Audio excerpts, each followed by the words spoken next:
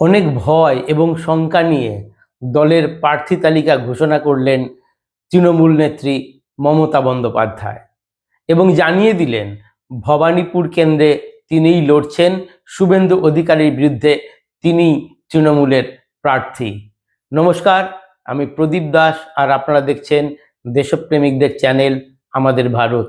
যারা এখনো আমার এই চ্যানেলকে সাবস্ক্রাইব করেননি তাদের কাছে অনুরোধ, আপনারা সাবস্ক্রাইব করবেন, আপনাদের মূল্যবান মতামত জানাবেন আর শেয়ার করবেন।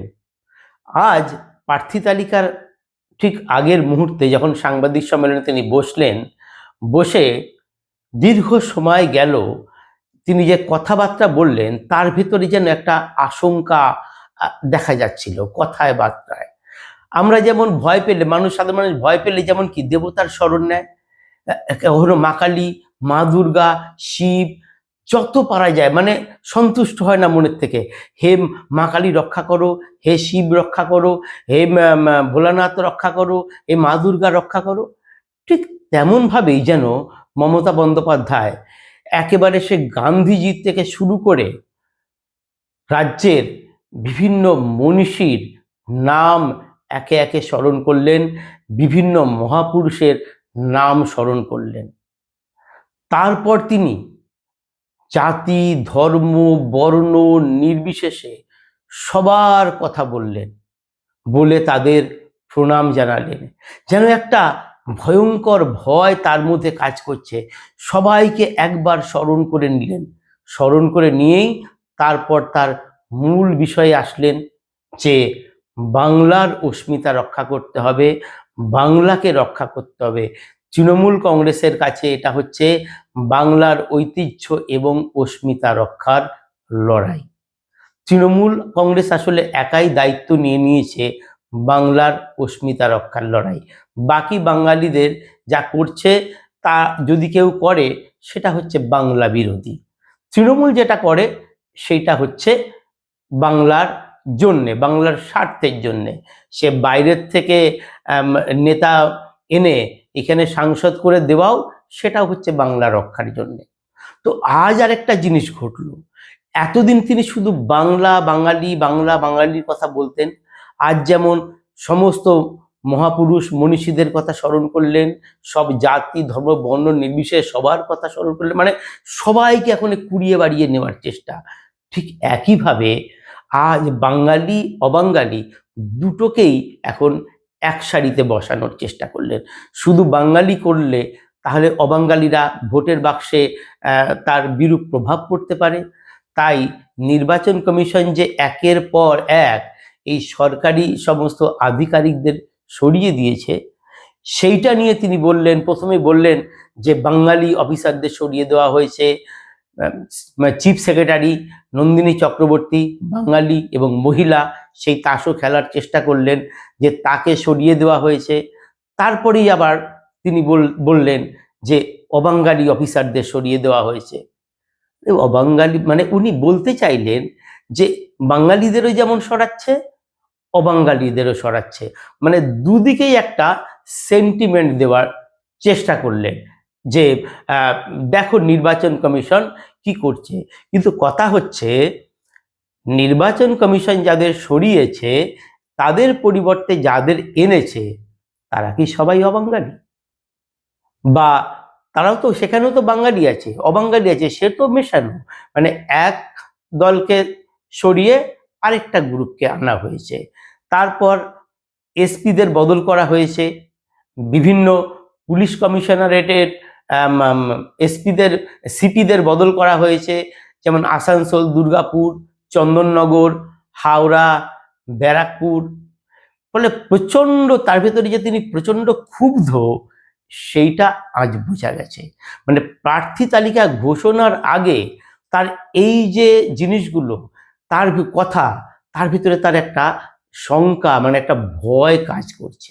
বলছেন এরা ভালো অফিসার ছিলেন, তাদের সরিয়ে দেওয়া হয়েছে, সেই জিনিসগুলো তার পরিবর্তে কাদের আনা হয়েছে? সেই তো রাজ্যেরই অফিসার। তখন আবার বলছেন বাংলার ভালোর জন্যে যাকেই বসাও না কেন তিনি বাংলার জন্যে কাজ করবেন এবং ঠিক ঠিক কাজ করলে তিনি পুরস্কৃত হবেন। সেখানে একটা টোপ ঝুলিয়ে দেওয়া হলো যে তোমরা ঠিকঠাক কাজ করো, আমাদের কথা মতো কাজ করো। ফলে আজ মমতা বন্দ্যোপাধ্যায় যখন প্রার্থী তালিকা ঘোষণা করছেন, তার আগের মুহূর্ত পর্যন্ত মানে যত কথা মানে প্রার্থী তালিকা নাম ঘোষণার আগে তিনি যতক্ষণ সাংবাদিক সম্মেলন করলেন, সব ক্ষেত্রেই একটা আশঙ্কা কাজ করছে। এমনকি তিনি বেশ কিছু অবান্তর কথাবার্তাও বলে ফেললেন। বললেন, এত আগে কেন কেন্দ্রীয় বাহিনী? কেন্দ্রীয় বাহিনী এসে গেছে, স্কুলগুলো দখল করে নিয়েছে, শিক্ষার পড়াশোনা তো ব্যাহত হচ্ছেই, তার সঙ্গে গ্যাসের আকাল হয়ে যাবে। এত কেন্দ্রীয় বাহিনী থাকলে তাদের রান্নাবাড়ির ব্যাপার হবে, তো গ্যাসের একটা আকাল হয়ে যাবে। মানে সেন্ট্রাল ফোর্স এখন আনার দরকার কি? এখন এলাকায় এলাকায় গিয়ে তার কথায় যে মানুষের ভয় ভাঙানোর কি দরকার? আসবে, ভোটের কদিন আগে আসবে, কদিন আগে আসলে তারা এলাকা চিনতে পারবে না, জানতে পারবে না, তখন শাসক দলের সুবিধা হবে। কারণ এখন কেন্দ্রীয় বাহিনী এসে গিয়ে কি হচ্ছে, তারা তো এলাকায় এলাকায় টহল দিচ্ছে, কোথায় ভোট হবে সেই কেন্দ্রে তারা যাচ্ছে, সেই এলাকা তারা দেখছে, কোন কোন এলাকা অশান্ত হয়ে ওঠে ভোটের দিন, সেইগুলো তারা চিনে রাখছে। এতেই মনে হয় মুখ্যমন্ত্রীর চরম আপত্তি। তাই তিনি বললেন, এই গ্যাসের সংকটে এত কেন্দ্রীয় বাহিনী এনে সংকট আরো বাড়াচ্ছে।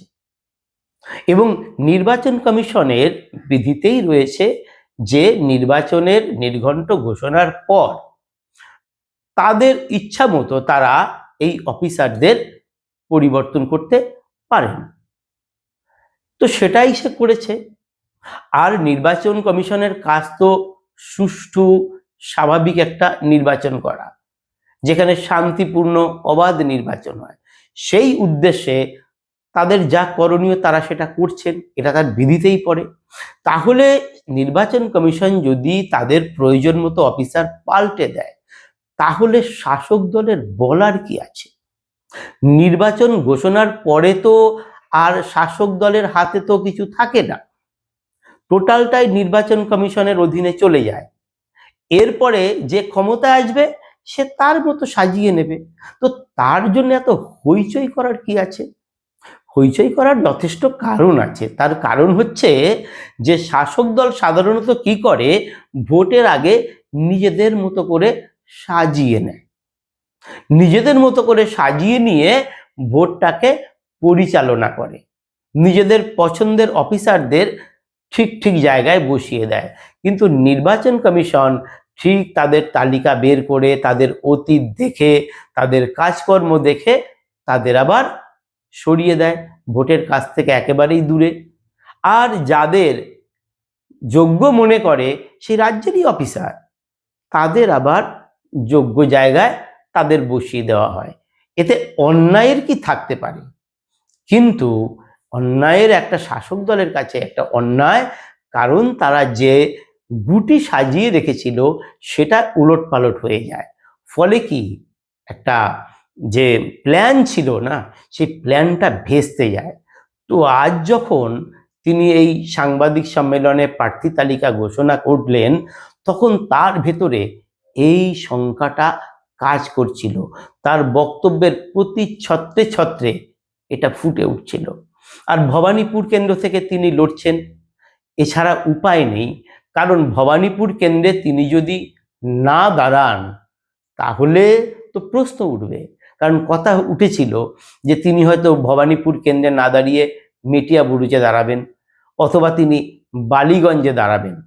তো বালিগঞ্জে শোভনদেবের চট্টোপাধ্যায়ের নাম ঘোষণা হয়েছে। আবার এও কথা ছিল যে ভবানীপুর তার সঙ্গে হয় মেটিয়াবুরুজ আর নয় বালিগঞ্জ, দুটো কেন্দ্রে তিনি একসঙ্গে লড়বেন। যেমন শুভেন্দু অধিকারী নন্দীগ্রাম এবং ভবানীপুর দুটো ক্ষেত্রে লড়ছেন। কিন্তু এখানে একটা বাধা ছিল, কারণ তিনি যদি ভবানীপুরে না দাঁড়াতেন তাহলে এটা প্রমাণ হতো যে তিনি ভয় পেয়েছেন। ফলে সেটা তার পক্ষে ক্ষতিকর হতো, দলের পক্ষে ক্ষতিকর হতো, তার সম্মানের পক্ষেও ক্ষতিকর হতো। আবার তিনি যদি দুটো কেন্দ্র থেকে দাঁড়াতেন তাহলে শুভেন্দু অধিকারী বিজেপির পক্ষে প্রচার করার সুবিধা হতো যে তিনি হারার ভয়ে ভবানীপুরে হারার ভয়ে দ্বিতীয় কেন্দ্রে দাঁড়াচ্ছেন। ফলে তিনি পুরো সংকটে পড়েছিলেন। তো এই সংকটের মধ্যে দাঁড়িয়ে তাকে ভবানীপুর কেন্দ্র ছাড়া অন্য কোথাও দাঁড়ানো সম্ভব ছিল না। ফলে তিনি ভবানীপুরে দাঁড়ালেন। কিন্তু এদিন যখন সাংবাদিকরা এই ভবানীপুর কেন্দ্রে শুভেন্দু অধিকারী দাঁড়ানো নিয়ে প্রশ্ন করেন, স্বাভাবিকভাবেই প্রশ্ন আসবে যে তার বিরুদ্ধে যে ক্যান্ডিডেট আছে তার সঙ্গে তার একটা লড়াই হবে, টাফ ফাইট হতে পারে ইত্যাদি প্রশ্ন থাকতেই পারে, সব ক্ষেত্রে তাই হয়। কিন্তু সেই প্রশ্ন করার সঙ্গে সঙ্গে তিনি থামিয়ে দেন সাংবাদিকদের, এই প্রশ্নের তিনি কোনো উত্তর দেবেন না। কেন উত্তর দেবেন না? ভয়টা কোথায়? তিনি তো জিতবেন বলছেন, তিনি 1 ভোট হলেও জিতবেন। তার মানে 1 ভোট হলে জিতবেন কেন? তার মানে হাড্ডাহাড্ডি লড়াই হবে। তাহলে তার ভিতরে একটা শঙ্কা কাজ করছে। তাই এই যে একটা কম মার্জিনে জেতা, যে সমস্ত আসন আছে তৃণমূলের, প্লাস এই এসআইআর এর ফলে যে লক্ষ লক্ষ বাদ চলে গেছে, প্রত্যেকটা বিধানসভায় হাজার হাজার ভোটার বাদ গেছে, মার্জিন কমে এসছে, যারা কম মার্জিনে জিতেছিল তাদের জেতা একটা কঠিন অবস্থায় হয়ে দাঁড়িয়েছে। সেই জন্যে আজ তিনি একেবারে সেই বাঙালি অবাঙালি বিভেদ ভুলিয়ে দেওয়ার চেষ্টা করলেন। মতুয়া, রাজবংশী, তারপরে শিডিউল কাস্ট, শিডিউল ট্রাইব, সবার কথা বারবার তিনি বললেন।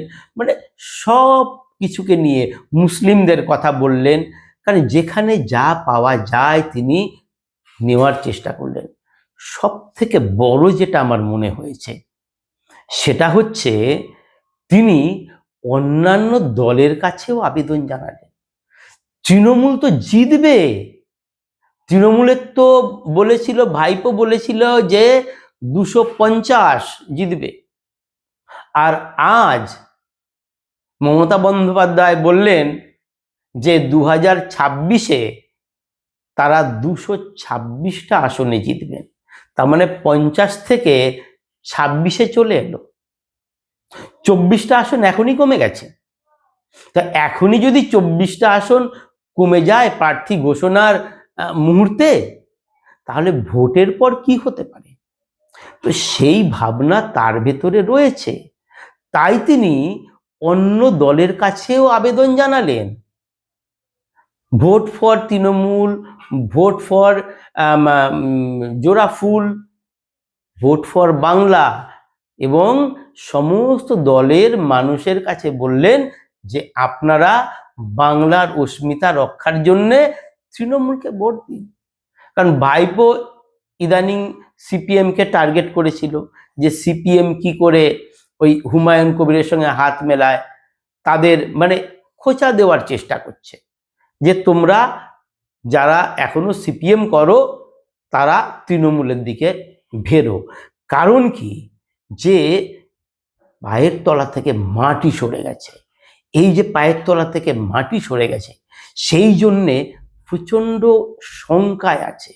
তাই যেখানে যা পারছে, যেমন ওই ভাতার ক্ষেত্রে দেখা গেছে শেষ মুহূর্তে চেষ্টা করলো বেকার শিক্ষিত যুবক যুবতীদের ভাতা দিয়ে যদি কিছুটা পাওয়া যায়, তারপরে মুয়াজ্জেম, ইমাম এদের একটু ভাতা বাড়িয়ে, পুরোহিতদের ভাতা বাড়িয়ে, যতটুকু কুড়িয়ে বাড়িয়ে ভোট সংগ্রহ করা যায়, আজও তিনি সেই চেষ্টাই করলেন। বাঙালি অবাঙালি, এতদিন শুধু বাঙালিদের কথা বলতেন, এবার বাঙালি অবাঙালি তিনি বিভেদ ঘুচিয়ে দিলেন এবং বিরোধী দল যারা আছে তাদের কাছেও আবেদন করলেন।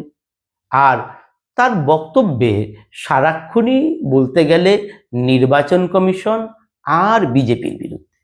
নির্বাচন কমিশনকে তো তিনি একটা মানে রাজনৈতিক দল হিসেবে, প্রতিপক্ষ হিসেবে ধরে নিয়েছেন এবং তিনি বলেই ফেললেন, মেঘের আড়াল থেকে লড়াই না করে রাস্তায় এসে লড়াই করুন। আরে নির্বাচন কমিশন তো ভোটটা করায়, তার তো লক্ষ্য থাকে যে কিভাবে মানে অবাধ শান্তিপূর্ণ ভোট করা যায়। আর সেই অবাধ শান্তিপূর্ণ ভোট হয়েছিল বলেই তো 2011 সালে তিনি ক্ষমতায় এসেছিলেন। তাহলে নির্বাচন কমিশনের কাজের এত সমালোচনার কি প্রয়োজন আছে? তিনি বলছেন যে নোটিফিকেশন এখনো জারি হয়নি, তা এখন কেন সরিয়ে দিল? মানে তিনি অপেক্ষা করছিলেন নোটিফিকেশন যতদিন না জারি হয় ততদিন আরও কিছু করে নেওয়ার যায় কিনা। এখন তিনি হুমকি দিচ্ছেন, যেহেতু এই অফিসারদের সরিয়ে দেওয়া হয়েছে, একটা অঘোষিত সুপার এমার্জেন্সি চলছে, তাই আমার কিন্তু কোনো দায়িত্ব নেই। পানীয় জলের কোনো সমস্যা হলে আমার দায়িত্ব নেই, বিদ্যুতের সমস্যা হলে আমার দায়িত্ব নেই। আপনারা আমাকে কোনো দোষ দেবেন না। আপনারা নির্বাচন কমিশনকে ধরবেন, বিজেপিকে ধরবেন। বিজেপিকে কেন ধরবে? বিজেপিকে কেন ধরবে? তিনি বলতে চাইছেন যে এই সব কাজ বিজেপি করছে। আরে বিজেপিও তো এসআইআর নিয়ে প্রতিবাদ করছে। বিজেপির নেতা বলেছেন যে প্রথম যে তালিকা প্রকাশ হয়েছে তাতে বহু হিন্দু নাম বাদ গেছে এবং সেই নাম না ওঠা পর্যন্ত এবং এসআইআর এর কাজ যেটা বিচারাধীন রয়েছে সম্পূর্ণ না হলে তিনি সুপ্রিম কোর্টে মামলা করবেন। বিজেপি নেতা সুদীপ্ত গুহ বলেছে। এছাড়া শ্রমিক ভট্টাচার্য বিজেপির রাজ্য সভাপতি, তিনিও তো বলেছেন যে একটাও যেন যোগ্য ভোটার বাদ না যায়। ফলে সেখানে তো সব ঝুলে রয়েছে। বিজেপি তো নির্বাচন কমিশনের বিরুদ্ধে বলছে, সেটা তো এখনো কমপ্লিট হয়নি। তো আজ যেটা ছিল মুখ্যমন্ত্রীর যে বক্তব্য, যেন পরস্পর বিরোধী বক্তব্য, যেন একটা হতাশা তাকে গ্রাস করে ফেলেছে। এই হতাশাগ্রস্ত অবস্থা থেকেই তিনি আজ ভোটার তালিকা প্রকাশ করলেন এবং 250 থেকে নেমে চলে এলেন 226, বললেন 226টাতে তারা জিতবেন। এ তো আজকে সবে মানে এই ভোট ঘোষণার পর পরশুদিন ঘোষণা করলো, তারপরের থেকে 24টা কমে 26 হলো। এবার যত দিন যাবে আরো কত কমবে কে জানে। কি বলেন আপনারা? মতামত জানাবেন। নমস্কার।